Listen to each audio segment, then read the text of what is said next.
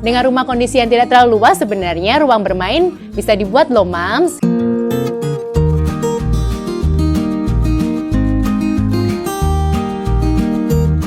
Hai, saya Nana Utomo, Certified Diploma Montessori.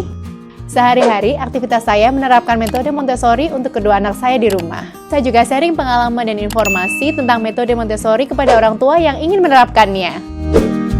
Parents harus tahu. Ruang bermain memanglah bukan sebuah kebutuhan wajib bagi setiap rumah. Namun, ketika keluarga mempunyai seorang anak, ruang bermain menjadi sebuah kebutuhan, bukan? Ruang bermain bisa membuat rumah jauh lebih rapi dan tentunya tidak berantakan, kan, Mams?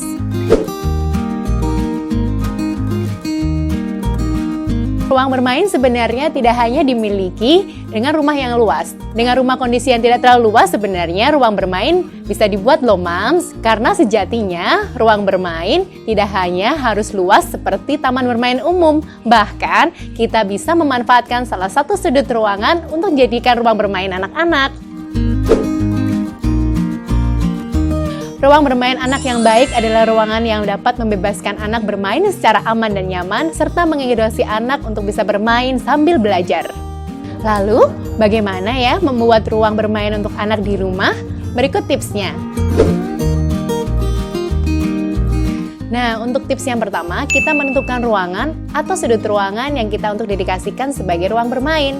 Lalu, kita memilih skema warna. Untuk warna, kita bisa memilih warna yang terang loh, Mams. Atau kalau kita mau memaksimalkan sudut ruangan dari ruang tidur, kita bisa memilih warna yang pastel atau warna soft.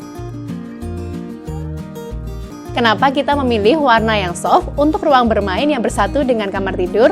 Karena dengan warna yang soft, suasana lebih menenangkan. Sedangkan untuk ruang bermain yang berpisah dengan ruang tidur, kita bisa memilih warna yang lebih terang.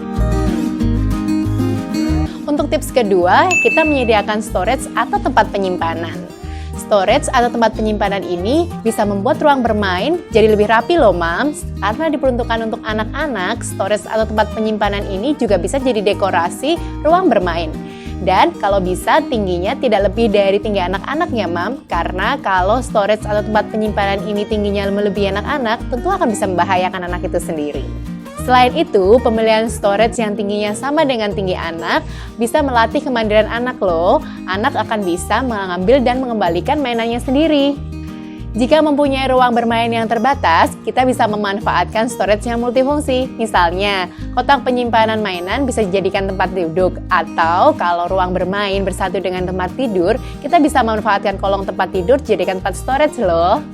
Untuk tips ketiga, kita memilih mainan dan sarana dalam ruang bermain. Membuat ruang bermain sama dengan membuat rumah mini untuk si kecil. Membangun rumah mini untuk si kecil bisa membangun kreativitas anak. Selain bermain dengan mainannya, biasanya anak bisa melakukan aktivitas dengan membaca atau melakukan kegiatan art and craft. Tentunya, kita bisa menyediakan beberapa buku di ruang bermain serta peralatan art and craft. Untuk orang tua, hindari memberi mainan yang berbahaya. Misalnya seperti benda bersudut dan bersisi tajam, cat plastik yang mudah luntur, dan mengandung cairan berbahaya. Untuk menjaga keselamatan anak, ruang bermain bisa dilengkapi dengan playmat atau karpet empuk. Tips yang keempat, ventilasi yang cukup. Karena dengan adanya jendela, anak menjadi lebih betah bermain. Karena terangnya ruang bermain dan tentunya sejuknya udara dalam ruangan tersebut.